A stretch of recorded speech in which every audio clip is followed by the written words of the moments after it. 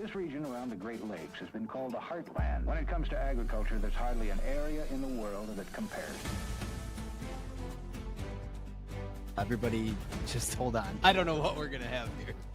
That's what brings the viewers back. That a boy. Manage money, piling in. Double digits higher. So at this point, we're in kind of uncharted territory. There's a lot of money on the sidelines. So that was a crazy one.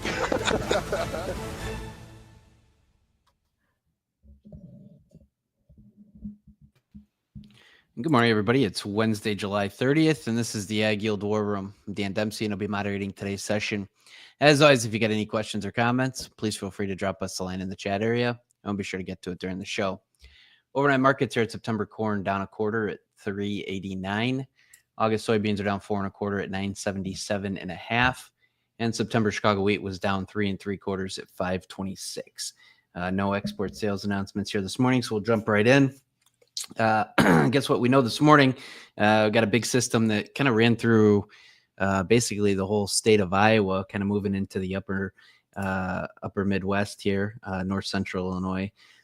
Cooler temps, I think, following behind, so that should be a welcome respite for everybody that's had some of this heat the last couple of weeks. Nothing great coming out of China. Looks like they're going to punt for 90 days. President Trump has to make that decision, but that's I guess that's where all paths are leading. And last but not least, Russia's on the clock.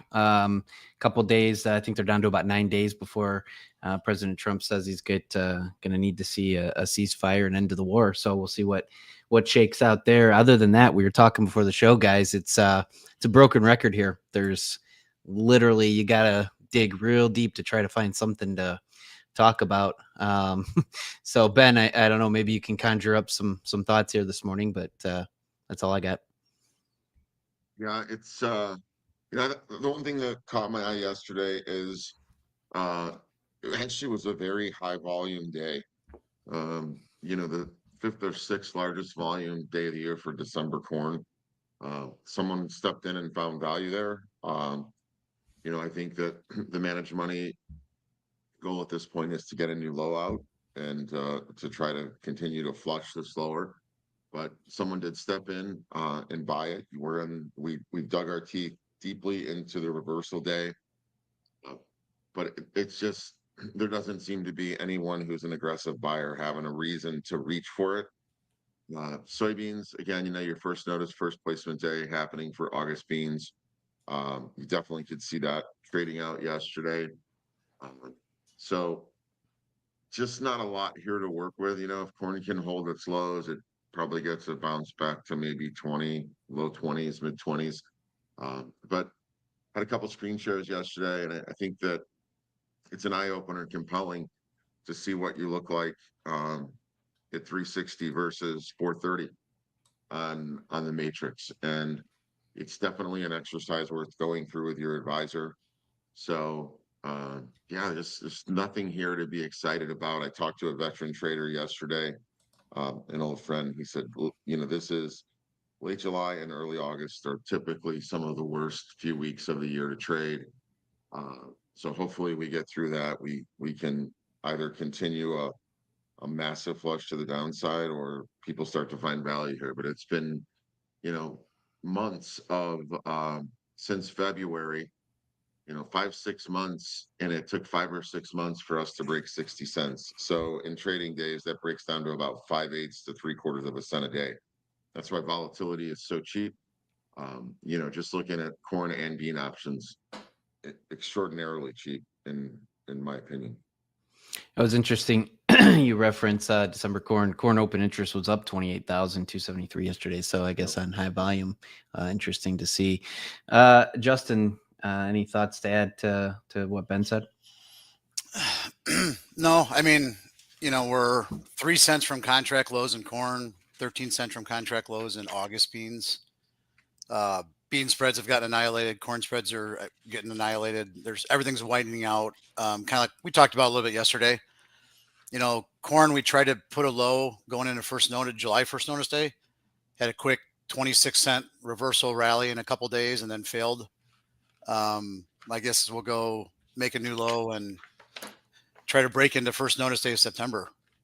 Personally, I don't think the August report, I doubt it's going to give us any positive news. The fear would be that they're probably going to raise the yields in the August report. Big thing I think is that you look at, as far as like total farm risk, I think Dustin touched upon this last week a little bit, but when you look at, government payments, crop insurance, the relative strength of beans versus corn, certainly a lot more downside risk in beans just as far as the total revenue. When you look at that on your farm. So, if the rains continue, the pattern continues, beans could be more vulnerable, especially as the China deal kind of looks like it's, like Dan said, getting punted. I haven't seen, we had a question yesterday and looking at, bean spreads. I don't think I've seen this, this at this time of year with kind of a relatively tight carry in where you've got carries that are paying interest, meaning that,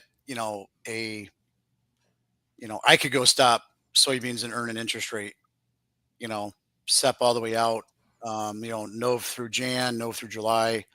So super, super wide carries, which says that the market feels there's going to be an influx, or there has been an influx of selling or physical that might move at harvest.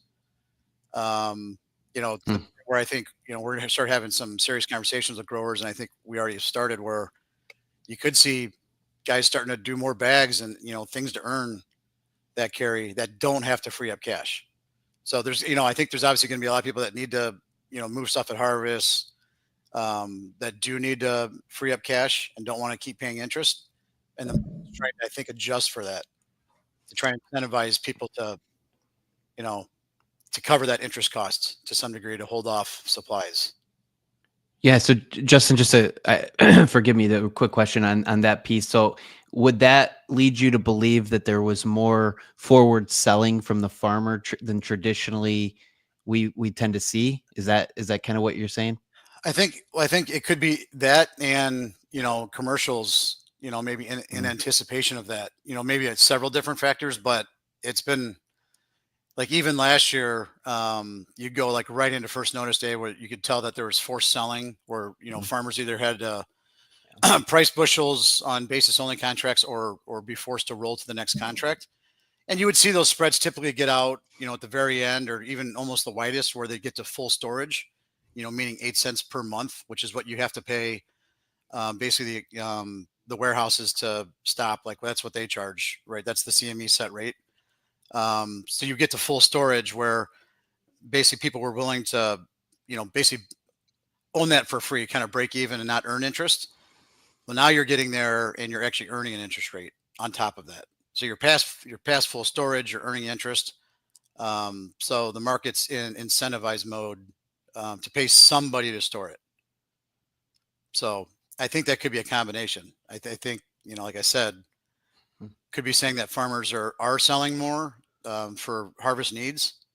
You're seeing basis levels weaken. You're seeing all sorts of those things, and like the uncertainty of what the export picture might look like here Q4. Typically that's our, obviously our gut slide of harvest, and when we sell and export the most, grain, because we have so much supply. So if there's an uncertainty about what that demand is going to be right there, commercials may be forcing it to go to earn an interest rate to take it on. Yeah, very good. I saw an interesting story too, just not this morning, that India bought some cheap meal out of China. Did you see that? They also bought a big chunk of oil, soybean oil. Yeah, which is rare.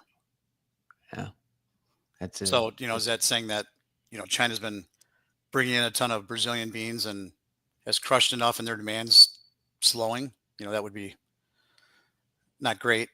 But so again, all those kinds of things. I mean, those multinationals know that, so if they're concerned about what that, overall Chinese demand looks like Q4, then the spreads are probably doing the right thing. I think as a farmer, you just look at, okay, I have on-farm storage, which commodity pays me the most? What's the best way to kind of handle the logistics? I think those are kind of interesting questions here at these, spread values. Are disaster payments and some of these things that are coming down the line, Justin, going to be enough to sway farmer selling in terms of kind of bridging that cash gap that we anticipated there being a problem, but maybe they get a little cash. What's your opinion there? Yeah, my opinion is I don't know. I don't know how widespread those disaster payments are. Mm-hmm. To be honest with you, they're definitely welcome. I don't know if it changes. It's not going to change the fact that you do or don't have enough storage. Yeah, good point. And so the question is, are you going to pay commercial storage? Is there enough? The market's pretty efficient when it gets there. About the commercial elevators will start charging more and more and more to commercially store, right, as those get wider and as their space gets filled up. So it's just a matter of how many people have to sell. Be interesting if we had like a bag index. I'd like to know what bag sales are this year. I need to find somebody in the industry. If anybody that's listening knows a guy, I'd like to know if sales are up. Well, we have several growers that do a lot of bagging, and I think there's certainly a learning curve there, but the ones that have gotten really good at it, it's helped a ton. Some people hate it. Some people have been using for years swear by it. So I think it just depends on the current setup that you have. Also, guys that already do have an elevator or decent storage and capacity, to add, I think is easier than someone that has nothing, to just bag. So I think wide range of people's opinions on that. Yeah. Well, and like the wetness of crop too. I mean, you got to have a lot of things line up for you. Yeah. Like last year was a fantastic year because people were harvesting 15 to 12% corn. Yeah. So they could throw it in there and it was a no brainer. But if you already had that set up, but yeah, to your point, if you have those years where it's stubborn to dry down, it doesn't seem like that's kind of the path that this crop's going on, but we've had years where just kind of dies early or stops drying down. And that's a kind of a nightmare. So that would be where you'd have to go move it and pay for drying. And hopefully that doesn't happen this year. No, we don't need that. Got a couple minutes here. We'll go to Ryland. Cash feeder markets are starting to kind of become the headline, Rye, and it was interesting to see yesterday with the break in hogs, very little change in open interest, which I think people were a little bit surprised about this morning. So yes, what are your thoughts? Yeah, I think once again, new highs, new contract highs, new all-time highs. It just, the thing is a juggernaut, but still kind of nothing's really changed. We still see cash markets still rallying.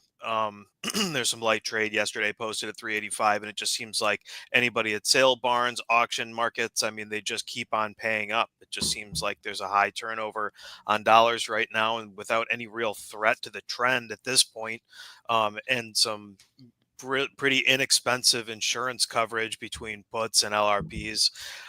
It just seems like you've got a lot of confidence that this market can still keep going, and the supply situation isn't going to get worked out anytime soon. So it just, once again, just keeps on surprising everybody. I think we thought there was going to be a little bit of a correction yesterday on the cattle side. We were lower, but we bounced right back after some of the indications that cash was starting to pick up a little bit, but open interest was down. So I do think we're starting to get that margin squeeze from the shorts here. It's just, all of a sudden you're up $20 in a month's time. So it's really fast. And I think that just anybody that took a short position in futures just keeps on feeling the sting day after day.